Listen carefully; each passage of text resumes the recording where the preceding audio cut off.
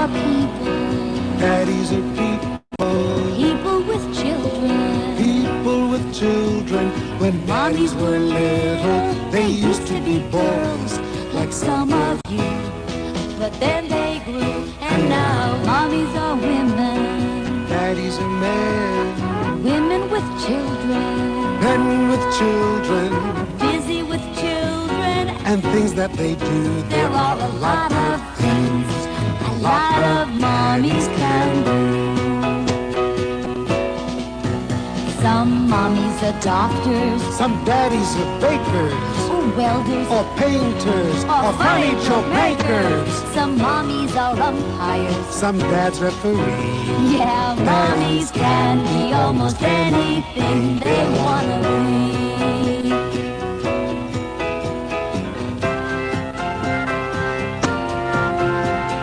Parents are people. People with children. When parents were little, they used to be kids. Like all of you. But then they grew, and now parents are grown-ups. Parents are grown-ups. Grown-ups with children. Grown-ups with children. Busy with children and things that they do. There are a lot of things, a lot of mommies, and a lot of daddies, and a lot of parents can do. Fun science videos and lessons for grades K to 8. And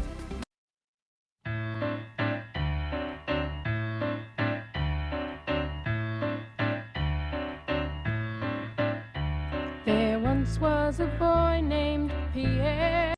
Whoops.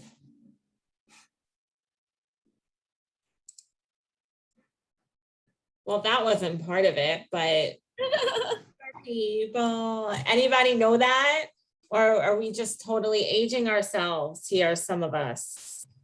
I think some of us aged us. That was from a movie called Free to Be You and Me. Good with music. A long time ago. Amy Palma, did I stomp you with that one too? It kind of sounds familiar. It kind of sounds like very 70s, right? It was. But again, it's just the first thing as I think about parenting. It's one of the things that come to my mind, one of the songs to kind of get us, you know, in the mommy frame of mind a little like bit. It. Kind of goes with my background. My background is kind of 70s, right? That's right. Yeah. So, are we ready to go? Should we wait a little? I think we should. One more minute for some other folks. Definitely. Okay. We're so excited that everybody's here. Welcome, welcome. Priscilla, you have a very, very cute buddy in your picture.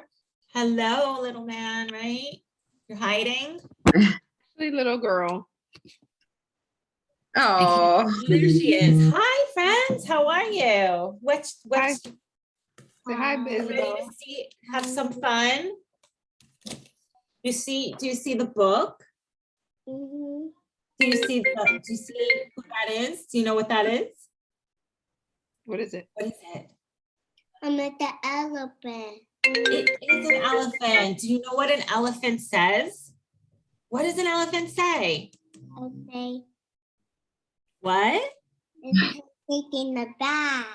Taking a bath and it goes. Oh, he's taking a bath. Can you do an elephant? I want to see the booty. He's washing his booty. That's right. We're going to read about this elephant in a little bit later. But yeah, the elephant is taking a bath. I actually have a very similar cap to the elephant's cap when I take a bath. Mine is pink. Do you have one? No. No? Maybe you can get one. It's super cool.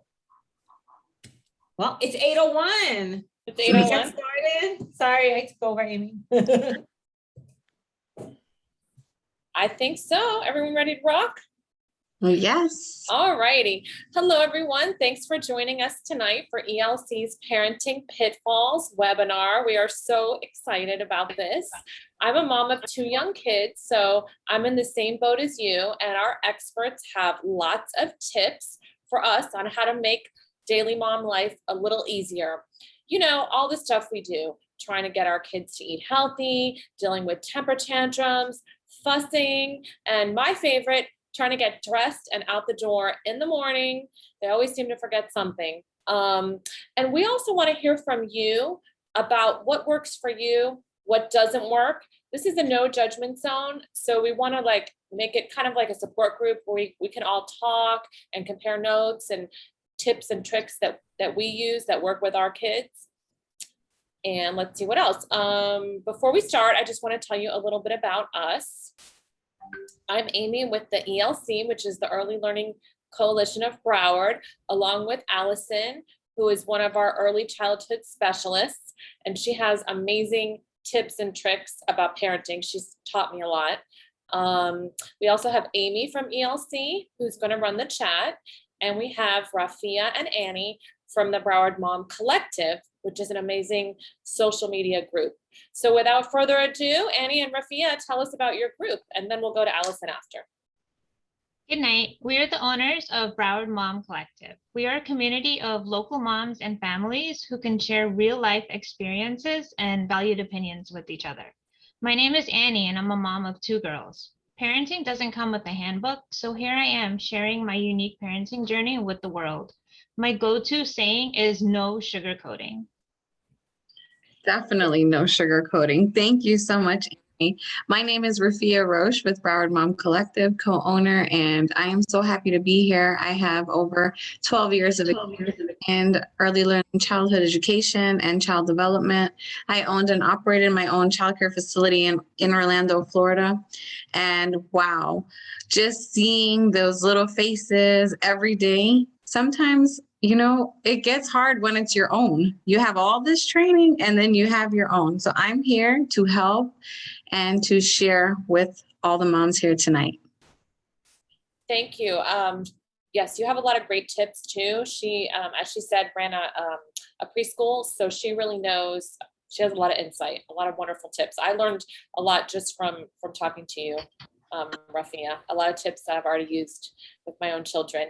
So now let's go to Allison. Allison has some amazing strategies on setting expectations, which is very important.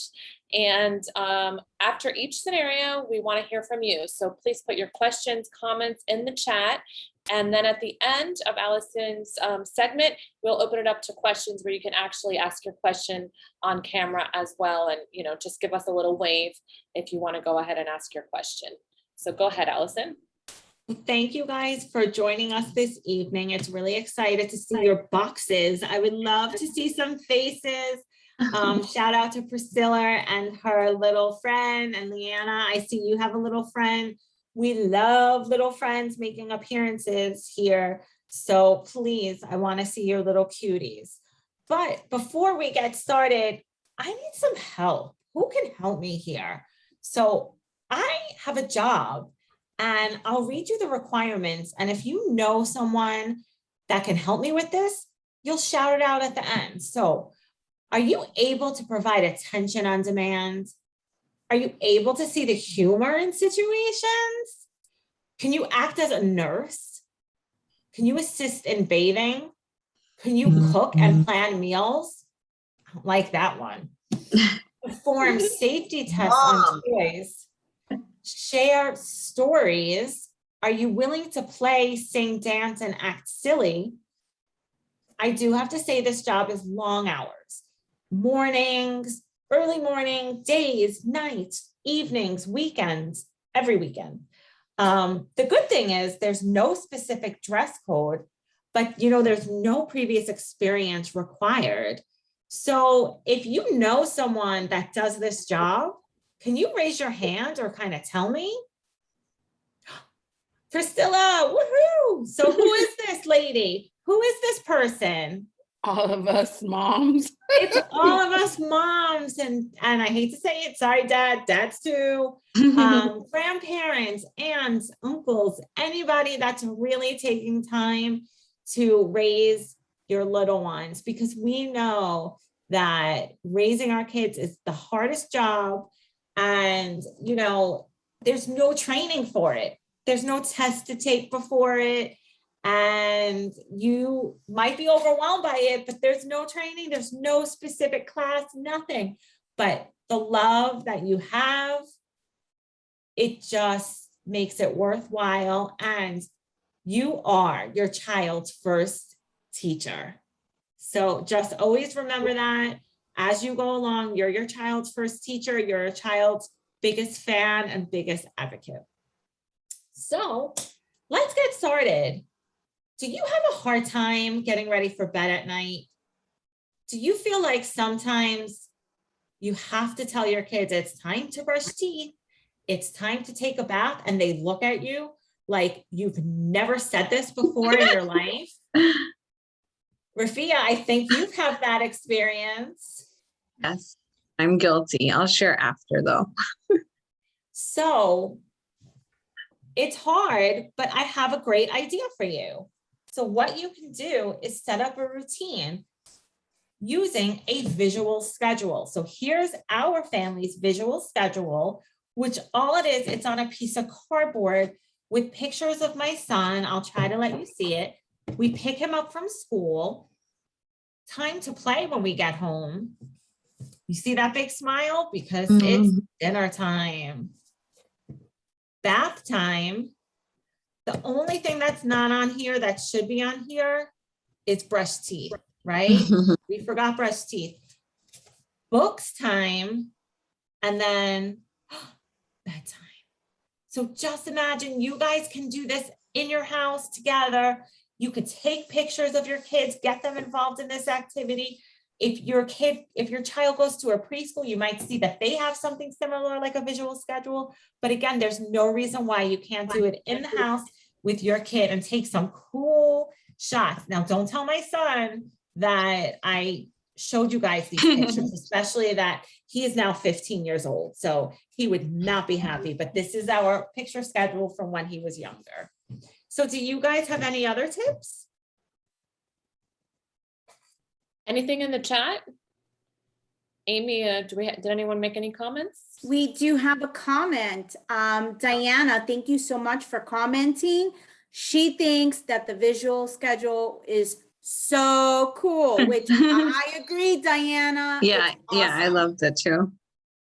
And again, it doesn't just have to be for your evening routine. It could be for your morning routine when you wake up in the morning, you know, as you're getting ready for the day, for school, get up, brush teeth, breakfast, put your shoes on.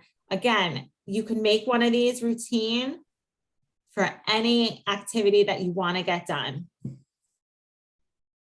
Christine says that she has one for her 7-year-old also. That's awesome. Yeah. So with me, I just wanted to share, you know, with you moms that I think for me it would be consistency, because my husband is a fireman and I have been guilty of letting the kids sleep with me all the time. So I feel like it's not fair to them that if I do the visual routine with them and then I go back and I say, yeah, it's okay to sleep with mommy, and then I want to enforce another time. So I've been struggling with that, is just the consistency of sticking to the schedule. And again, one of the, sorry, who's you go ahead. That's okay. I was just going to say that, you know, if you can have them help you with it, creating it, whether it be, depending on how old they are, just gluing their pictures on, letting them go through it with you, practice it, even not when you're doing it in routine, talk about it, look at it while you're having dinner, you could talk about it. And again, just getting back to what Rafeea said, you know, yes, consistency is always key. I always say it takes 2 times to either create a habit or break a habit. So, but again, if your family routine works with them sleeping with you, however it is, that's okay. Like whatever works for your family. Thank you. Yeah. And now we're going to talk about setting expectations. Allison says we got to go in with a plan. Be proactive, not reactive. So let's be proactive. Are you ever proactive, or what's your plan when you go into the grocery store? I don't have one. So how I about let my kids get anything? How about if you go in and say, okay, Johnny, I'm going to put you in the cart. So you're gonna keep your hands inside, and when we get to the cereal aisle, you can choose one cereal to take with you. Again, if Johnny knows what's expected of him, he can do it. Otherwise, he might not know what's expected of him. He might not know that he's not allowed to take everything off the shelf that he sees that he wants. He might look down the cookie aisle and see Oreos and just take them because he doesn't know that he's not supposed to do that. So without a plan, you will constantly be reacting to them. But if, as the parent, we intentionally set the tone, set the expectation, we're halfway there. I think that's amazing. Great advice. I've never thought of that before, and I think it's extremely insightful. Anything in the chat, Amy? No, we do have one comment regarding the visual schedule, though, that it is something that is used in preschool. And that Amy wrote that in the chat. And I would say, Amy, that is a great way to make the homeschool connection stronger. If you create your home schedule and then they see that what's being done at school is also being done at home, it creates that homeschool connection and helps with that consistency that Rafeea was speaking about.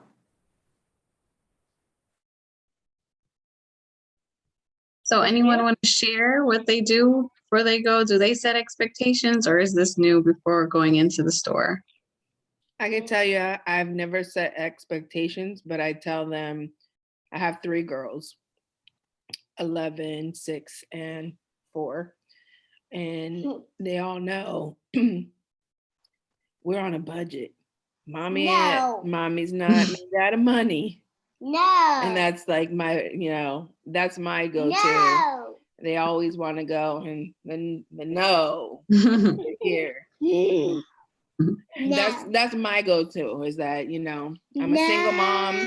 We're on a budget. We're not in here. I'm not a millionaire. I haven't hit the lottery. Yeah. So we're getting what we need. We don't need that. Maybe later is like, Oh, but the expectation Priscilla. is something new. I might have to try it. But at this time and days, I'm like, if I can leave and go to the grocery store by myself. Yeah.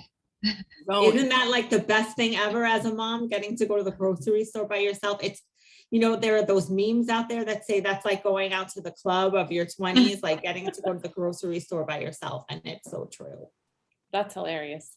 So have you ever thought about, if you're going to the grocery store with them, having them help you with your grocery list? You can have them sit with the list, you can create the list, and they can help you cross off as you put things in your cart. So they can also be part of the whole shopping experience. Giving them a job to do, is always exciting for them.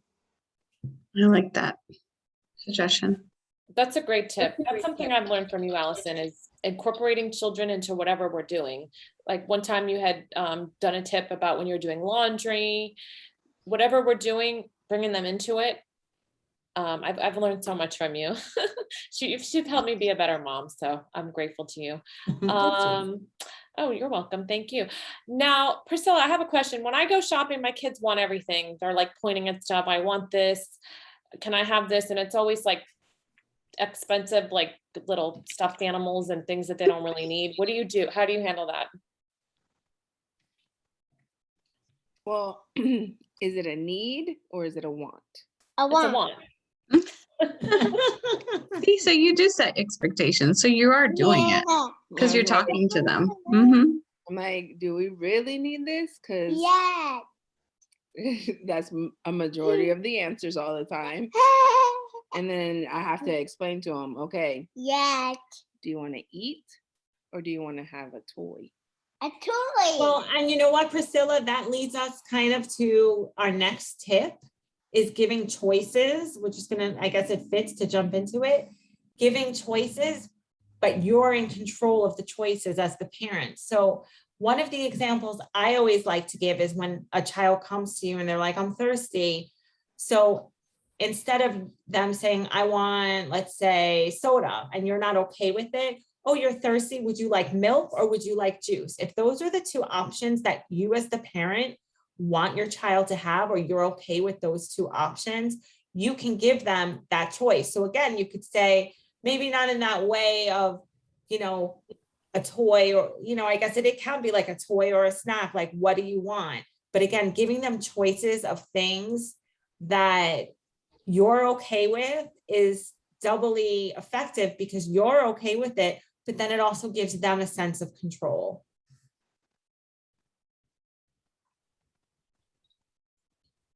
That's a great idea too. Did you want to make a comment, Annie? Did you have a comment about that?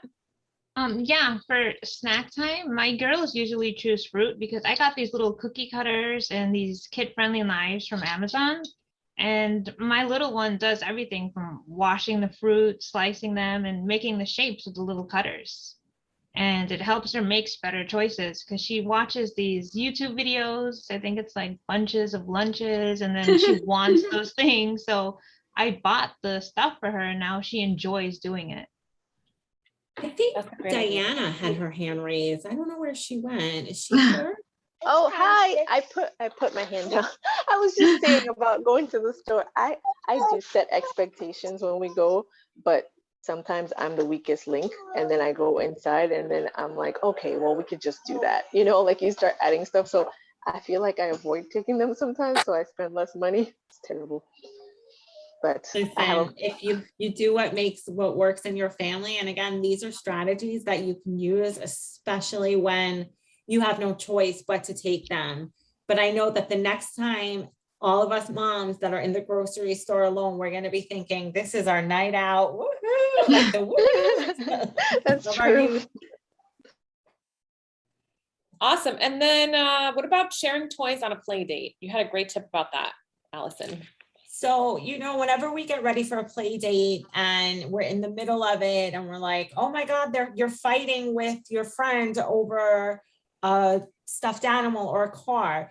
Did you ever think about maybe before your play date friend comes over, having a little conversation with your child and saying, you know, Johnny's going to come over and play with you, but is there any toy that you would prefer that we put away so that way you don't have to share it? Because again, sharing is caring, but they don't always have to share things. So if you know that there's a toy in particular that your child just doesn't want to share, it's okay to put it away before your friend comes over.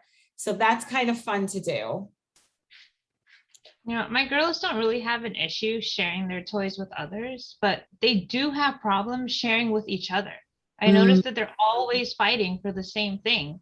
So they don't want to share a toy with their sister. Like Anna won't share something with Isabella, but her friend comes over and plays with something and she lets her play with it.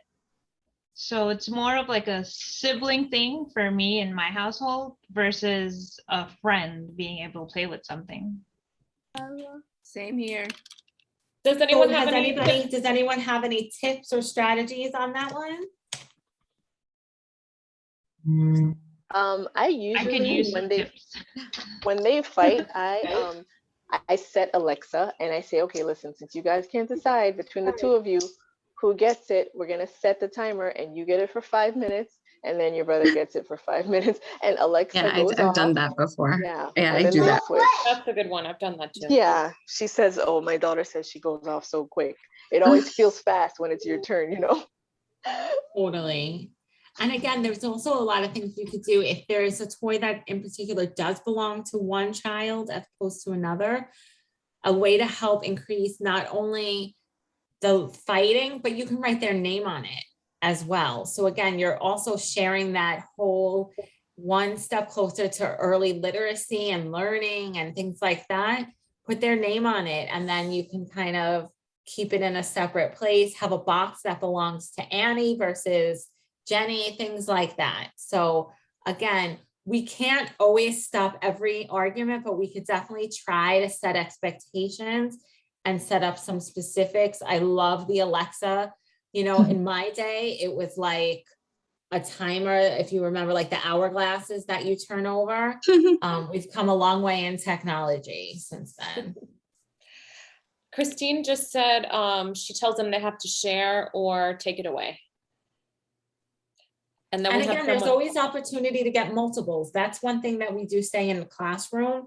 If you have enough materials, so that way, if you have 2 kids and there's something and you have the luxury that you're able to buy maybe more than one, go for it. Again, that's not always the option, but if you can, go for it. great. Okay, so now let's see, we have a chat question in Spanish. Okay, I'll read that in a minute. So let me, let's see, such great tips. Does anyone have any? Oh, such great tips. Does anyone have any questions? Anyone in the group have any questions? No? Okay. Okay. So now quickly, I forgot to mention, we wanted to mention that the Early Learning Coalition on Mondays, Wednesdays, and Fridays, we do offer story time, which is our Facebook Live at 9:30 a.m., which is a great option.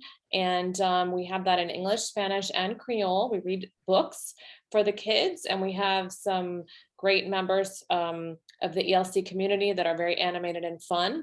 So again, that's every Monday, Wednesday, and Friday at 9:30.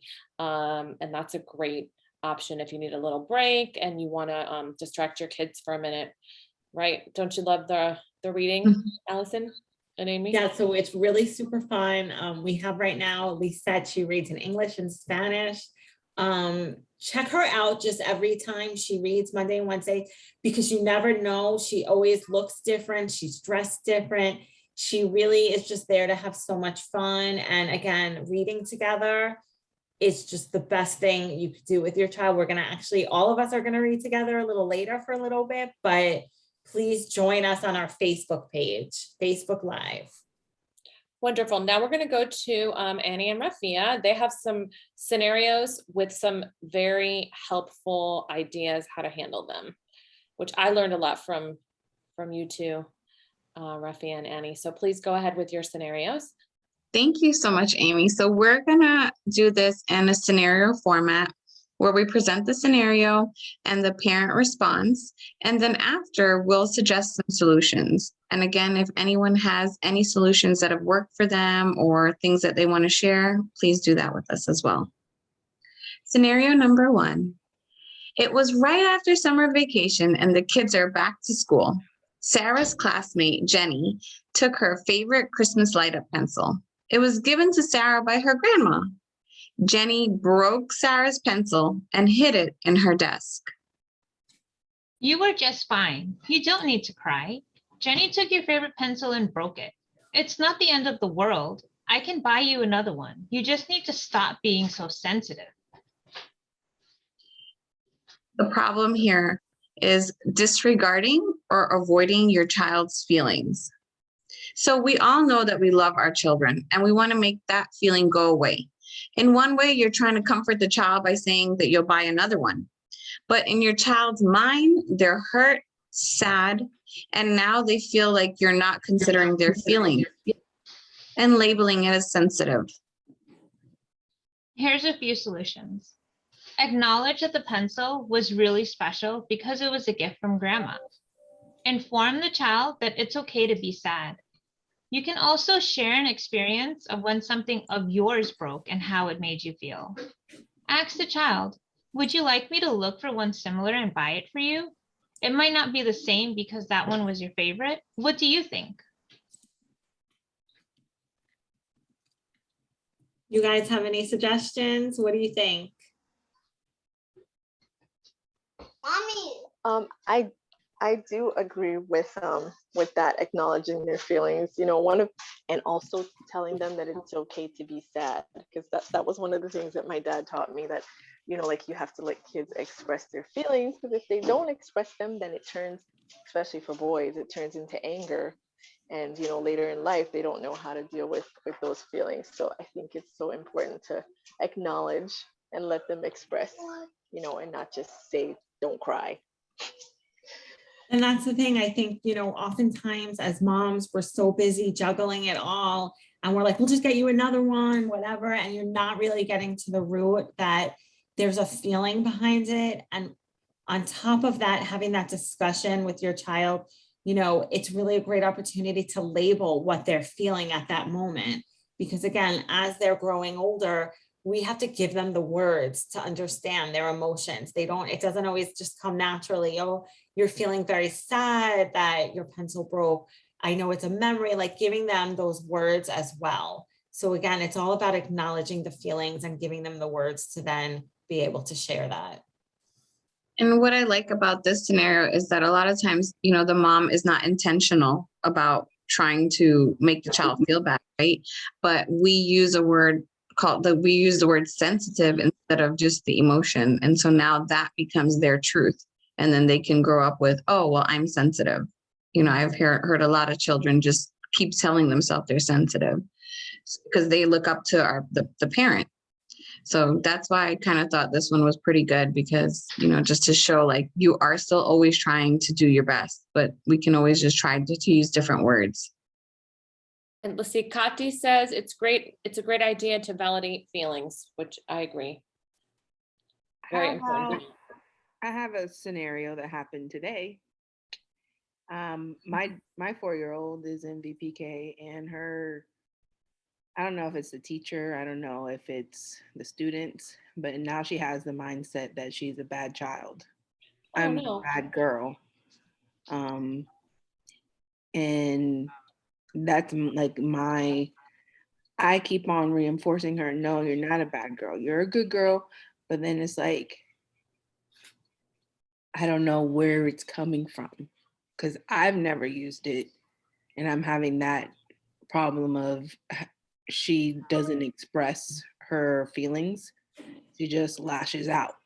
Mm-hmm. She just like grunts or kicks because she doesn't know how to say I'm upset or they hurt my feelings. So one of the things that as educators we always do is when we see some kind of change in a child, our first question is always, is something different at home, let's say. So maybe that's a conversation you can speak to the director at your preschool or the teacher and say, is something different happening in the classroom? Because I've noticed this. Have you noticed this too? Because again, it might be something that they are saying at the school that maybe they're not realizing they're saying is having an impact, or they might not even be realizing they're saying it. It might not even be coming from them. But again, as you think about all the places that your 4-year-old spends time, it's worth mentioning, oh, I've noticed this here. Have you noticed it with your time with her? So that's kind of a conversation I would maybe have with the school, with the director on the side. You know, oh, I've noticed this. Have you noticed it? Definitely. How can she encourage, I mean, a child that doesn't express herself, what can we do to help her open up? I would also, if you can, like get some more books about feelings. There's plenty of books that you can read with your child to give them words to express what they're feeling. Kimberly just wrote something really great in the chat. She wrote play. That is another amazing thing, is just watching your child play, seeing what they're doing and they're acting it out. Like, you know, what in the classroom, we kind of call it like dramatic play, or, you know, when they're in the housekeeping area, that's the most amazing time, because when children play, they're working things out. They're working out what they're seeing in their life. So maybe just kind of hang back sometimes and watch her as she plays, maybe with her older sisters, or just playing, if she's playing independently with her dolls or something like that.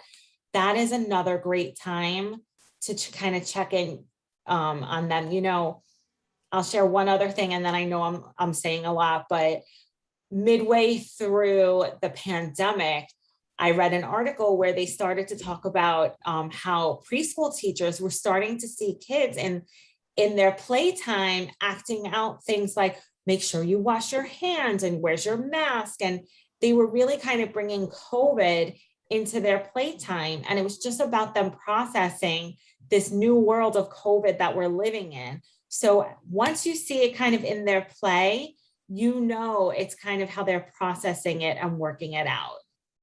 That's really interesting. Wow. And then I think also one thing is, like, I've always heard, never say like, you know, you're a bad girl or you're a bad boy. Always identify with the action, but maybe someone in her school was doing that, Priscilla. Is that what you think? Because all of a sudden she started saying, I'm a bad girl. And it's like, you're not saying that to her. So where's she hearing that? Again, it's an opportunity to have that conversation with the director.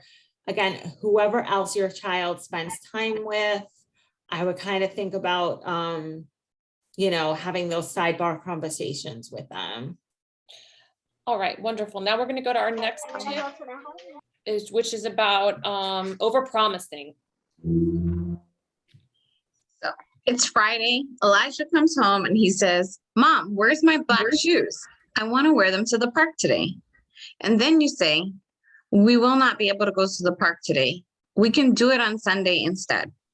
So earlier in the week, you said that if he gets treasure box from his teacher every Friday, that you're going to go to the park after school. So you said that you're going to go on every Friday. So Elijah begins to get angry, cry, whine, and you're on the phone making a doctor's appointment. By the way, you just got notification that you had a possible COVID exposure at work. Elijah begins to scream and cry, goes to his room, falls asleep. I'm sorry, we can't make it to the park today, but I will order your favorite pizza and we can watch a movie tonight. So overpromising with reward and not following through. Again, we love our children, but unfortunately, you know, like as parents, we have to still deal with daily life issues that arise. And, you know, it might make us upset or sad, but we can't expect a 5-year-old to really understand why we can't do something that we promised. Their expectations are not met. And then you tried to solve it with another option, you know, because we said, okay, give choices. So you tried with another option, but you didn't realize that Elijah was really excited. He worked hard all week, and he even told his friends at school that he was going to the park. So now he was really sad about it. A few solutions are: avoid making promises that lock you into a specific time frame or obligation as a reward. You can always provide different options when making a promise. You can make it open-ended and suggest an outdoor activity or a walk instead. If you know your child loves a specific activity or place to go, you can say, we can go on one of the Fridays this month. Only promise what you know you can commit to. Be more generic and open-ended if you struggle with overpromising. That's a great point. Anyone have anything to add? Priscilla, did you want to say something, or any other moms or dads, if we have any dads? Diane has her hand up. Oh, okay. I just wanted to say, well, I'll say about this scenario first is I think one thing that the pandemic has taught us is that we should be flexible. So I think that you shouldn't, like, you know, don't kill yourself if you overpromise on certain things, because in the heat of the moment when you're doing things, it's really easy to, you know, say those things. But I do like that whole all giving a choice that's similar, like go for a walk or something like that. But I do also, I've learned not to make promises like that to kids, because they will hold you to it, you know. And then the other thing, I'm so sorry about the other mom that mentioned about her daughter saying that she's, you know, bad. I would like to encourage you to start doing like affirmations with her. You know, I have a really nice list in my bathroom. I will show it. Me too, on my mirror. Yes, I have one too. And I think when they, you know, when people start giving them words that don't identify them like bad, I think you need to replace them with good words. Like, I'm gonna flip my camera around. I don't even know how to do that. Geez, anyways, okay, here. So, oh, that's great. So wow. These are ours. So, you know, maybe just input some good words, some words that, you know, she can replace bad with. And I know, especially when they're little, like the things that are said about them and to them, they carry them forever. Because I remember my son, when he was in VPK, the assistant teacher made a comment. He was cutting something like a reindeer, and like he was cutting it in a different way that she was telling. Okay, Tori, thank you. She has to tell the story. So he was cutting it. I don't know how he was cutting it, but she was doing something else and she kind of got annoyed and she was like, oh, you'll never learn, like she said to him. And he has carried that thing for years, you know. And it was just one thing that she said, you know, in the moment, it was just not the right time for him to hear that. And so he's always like, oh, you know, he'll make that comment like, I can never learn. And I'm like, no, it's like, you know, it sticks with them, I think, when you say those things. So I try very much to encourage him and keep saying, you're smart, you know, it's just that you didn't get it that way. So let's try learning it a different way, you know? So, but I think, Diana, you shared Yeah. something that was so important, just about being flexible, like going back to the visual schedule. It's so great to have on a typical day-to-day, but you have to be always understanding and willing that it's not always going to look like this. It's not always going to be this perfect line across. Sometimes we are going to have our ups and downs. And I think just as moms and we just have to give ourselves grace to know that this is the hardest job that you'll ever have. And, you know, one day we do great and the other day we're still a work in progress. Yes, I love that word. That's my word for the year. It's grace.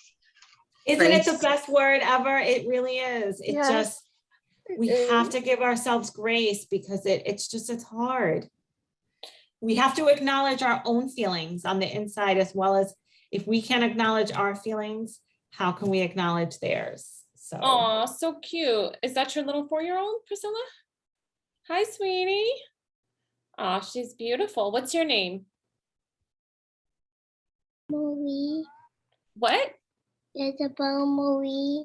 Marie. Oh, that's a beautiful name. Isabella Marie. Oh, Isabella Marie. Oh, I love that name. My daughter's name is Bella, actually. She's so cute. Oh, what a sweet pea. Wonderful. Okay, well, see, I got to. So I think we still have some more scenarios, right? Or are we up to the book reading? No, what's next? Sorry, I got distracted with your cute little one. We do have a few more scenarios if we. Yes, go ahead. All right, so this one is Steven's learning to tie his shoes, and his teacher asks you to do some extra practice at home.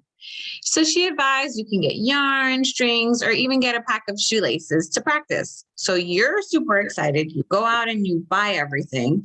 When Steven comes home, he does not want to practice his activity. And he throws his arms up and he says, I will never learn how to tie my shoes. And he storms off. Yes, you'll learn how to do it. All you need to do is practice. Your friend Sterling already knows how to tie his shoelaces. You need to practice and get it done now. Okay, so compared, being a comparison to another child will trigger them. And it brings on feelings of not feeling good enough. So you didn't know this, but during the day at school, he had a hard time because he felt left out in class when all the other students were getting it done. So he was already feeling a sense of unworthiness. He was really sad. But at a preschooler's age, we learned that they're not fully aware on how to express themselves, or even by using the right words. So your response started off positive when you said, you'll learn how to do it, you need to practice. But when he heard the next comment is when he just gave up and felt defeated. He was already frustrated that he couldn't do it at school, and now he's being compared. So he's feeling a sense of feeling defeated. You can make it fun and say, how about we try a few times together and do a practice session? I can even set a timer, and when it beeps, time's up. You can also ask, why don't you want to practice? You can also suggest doing something else and then trying again at a later time when your child isn't so upset. Yeah, because one of the things, just to build on what Anne said, you know, oftentimes I'm just going to also refer back to things that are done in the preschool classroom. We have classroom rules, and a lot of times in the heat of the moment when two kids are fighting, well, remember our rules, remember our rules. It's always good to do things when the mood and the anxiety level, or, you know, the tension is not up here. You want to practice when things are kind of diffused. So again, leaving the shoelaces maybe around in the house, a time that maybe, not even, oh, it's right there if you want to look at it and we can try later. Something like that. When the emotions are at bay is also a great time to practice these things. Great idea. Okay, let's go to scenario number 4, please, because we are Sure. After finishing, no problem. After finishing up lunch at a nearby restaurant, while getting in the car, you advised Maya, your 4-year-old, when we get home, take off your shoes, put them up neatly, go upstairs, and get straight into the bath. Then you can play with your Legos. Ooh. Upon arrival, Maya throws her shoes, runs upstairs, and grabs her Legos. Shortly after, you call her to speak to her about it, and then immediately she cries, throws herself on the floor, and begins to have a tantrum. Maya, I'm very upset with you because you aren't listening and not following directions. Now get into the shower and no more Legos for the rest of the day. Okay. Some of you might have caught it, but the problem here is failing to give clear instructions. Too many parts. Again, so the child did not completely hear or pay attention to your instruction. Because they were not so clear, the child will now act out because she feels that she did something wrong. And she's not exactly sure what she did wrong. She was a bit confused and felt a sense of disappointment. Because she did not do what her mom asked her to do, because of the child's age, she might not remember all 3 of the instructions. She's more likely to remember 2. Remind your child upon arriving home to put the shoes up neatly. Wait until you're closer to home. That would be the best time to ask your child if they would like to watch a movie or play with Legos. By providing these 2 options, this will get the child's attention to know they are listening. They will respond and now be a part of the process.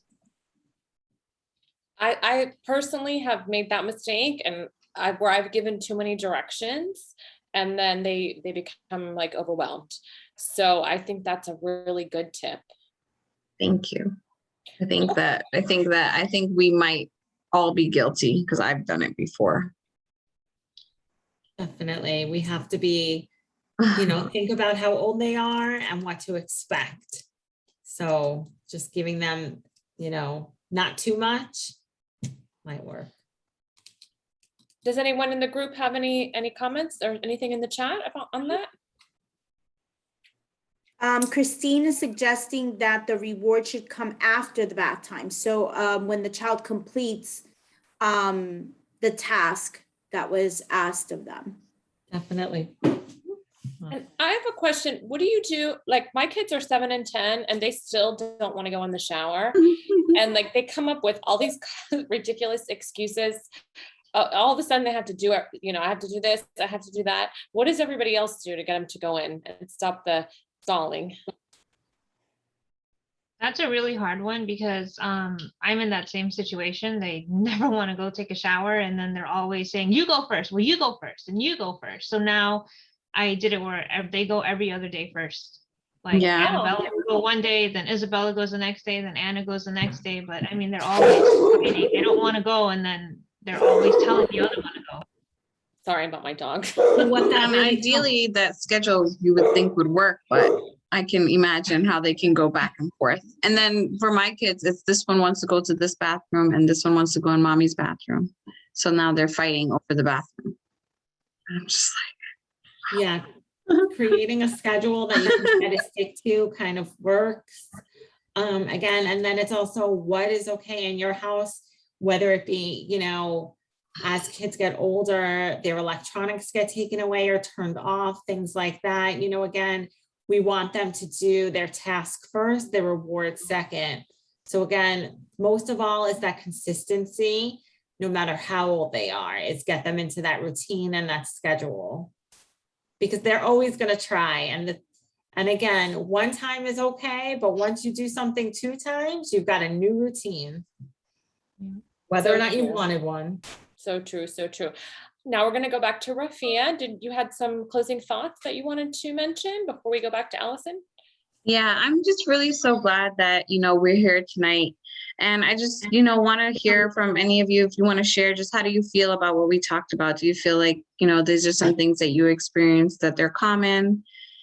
If anybody wants to share, how you feel about tonight.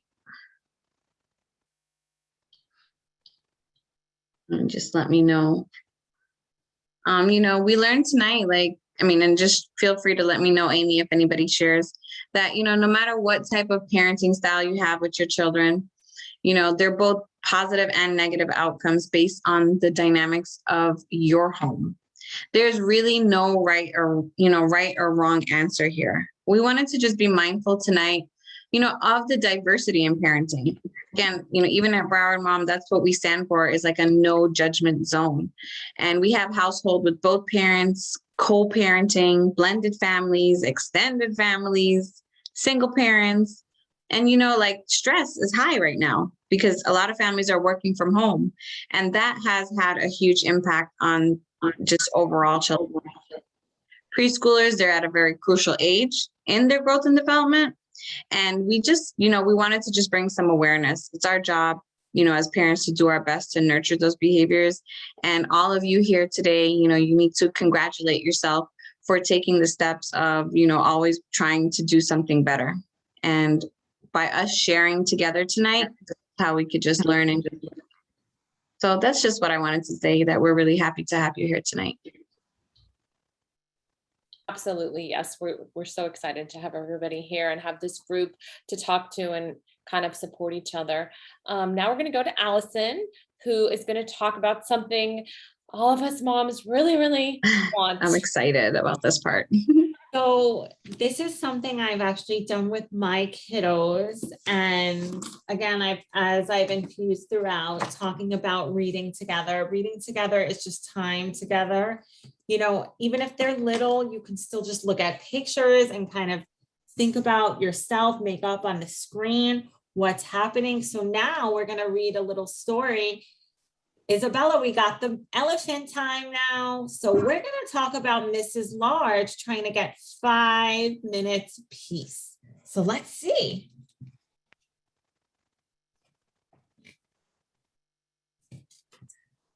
It's kind of hard to see, but I'll do my best. The children were having breakfast. This was not a pleasant sight. Look like your kitchen sometimes, like that mess? Me too.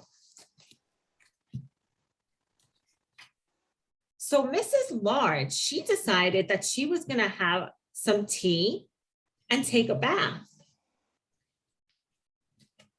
But not so fast, Miss Large. Where are you going? Where are you going with that tray, Mom? Asked Laura. To the bathroom, said Miss Large. Why? Asked the other 2 children. Because I want 5 minutes peace from all of you, said Miss Large. That's why. She wants 5 minutes peace from all of them. Can we come? Said the baby. No, said Miss Large. You can't. What should we do then? Asked Laura. You can play downstairs by yourselves and keep an eye on the baby. I'm not a baby, muttered the baby.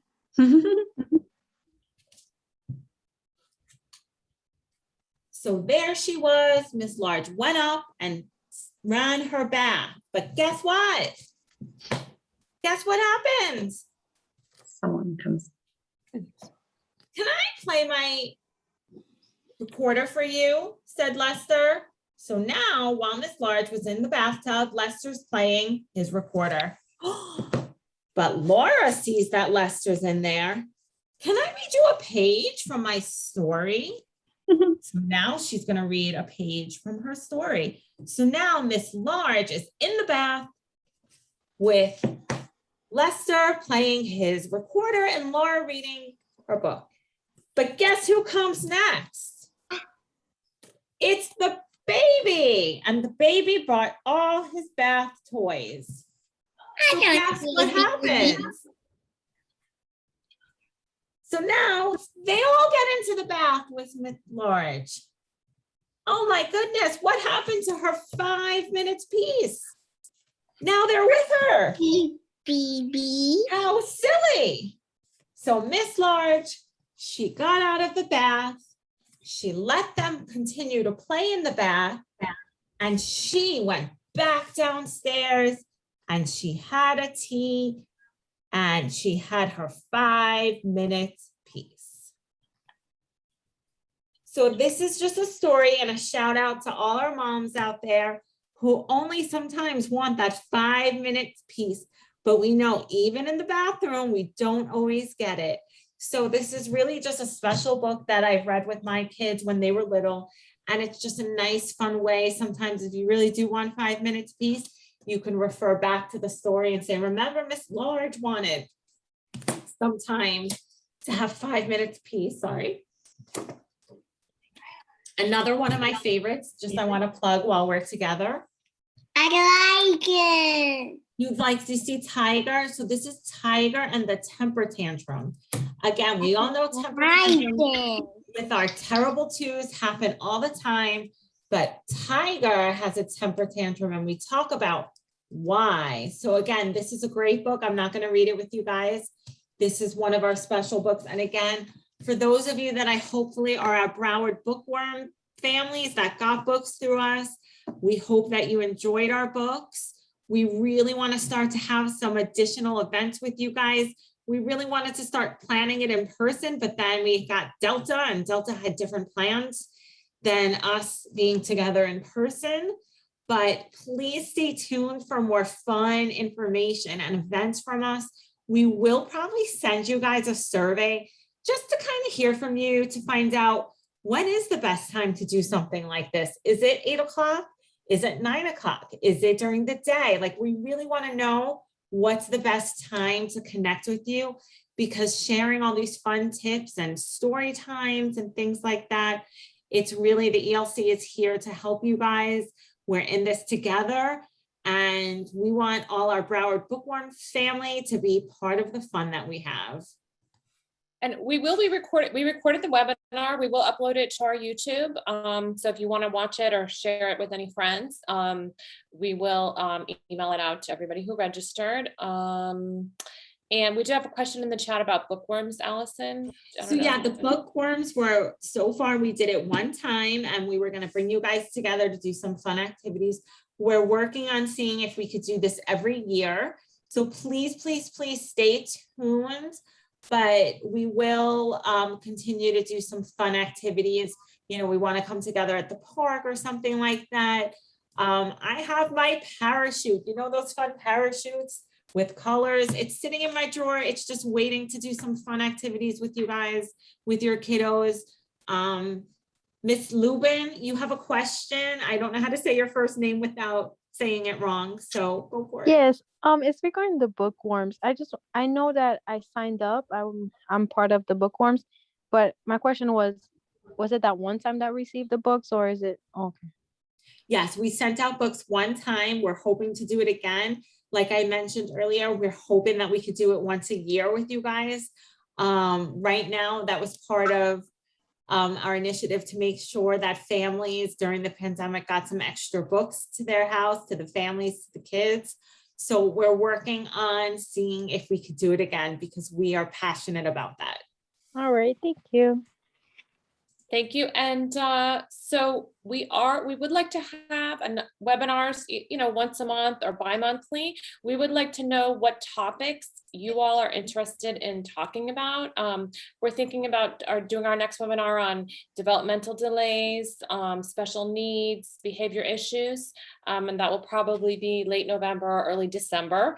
Or if you have any other ideas, please go ahead and put them in the chat, and we will work on that for you. And also just wanted to explain quickly what ELC is, we are the agency that handles the VPK vouchers as well as school readiness. So we're here for you if you know anyone or you would like to apply for school readiness. And now we're here for you with all this fun parenting stuff. Check out Definitely. our Facebook Lives. Check out our webinars. Again, we want to be the ones to partner with you on this journey through parenthood. Absolutely. And please follow us. Our Facebook and Instagram is in the chat.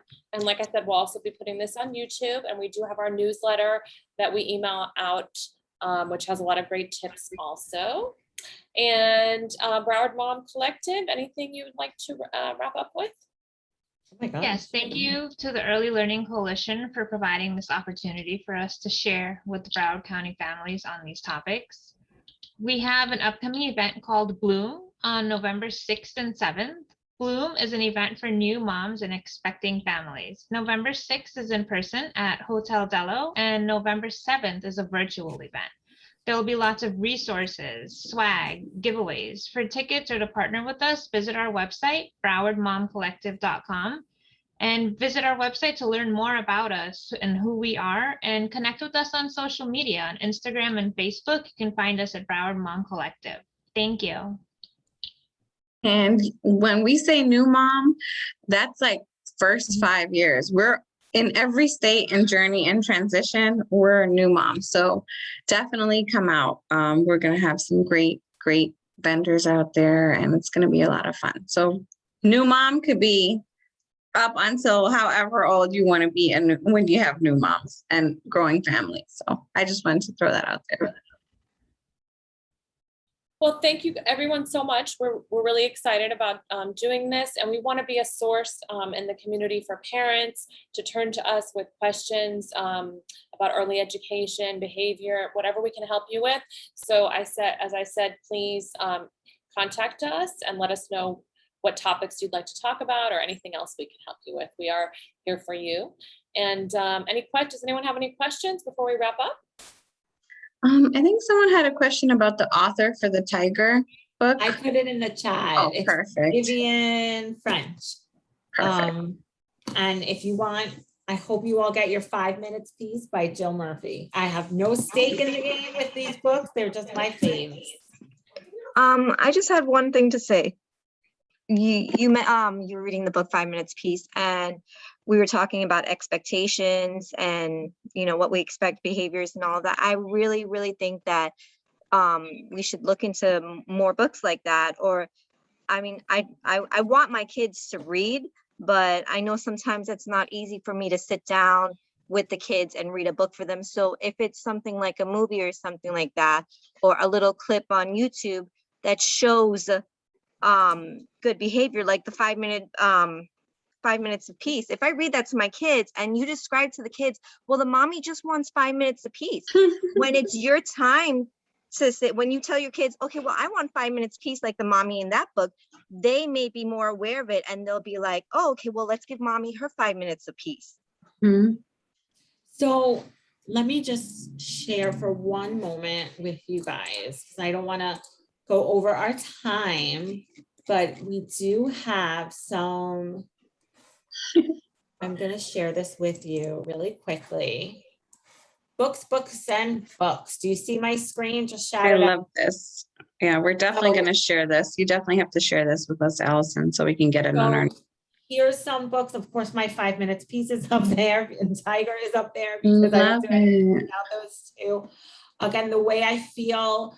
Another fabulous one, When Sophie Gets Angry, really angry. Again, these are books about feelings and behaviors, and it's about giving them the words and giving them the language to describe what they're feeling, because they don't know what they don't know. Just like we don't know what we don't know.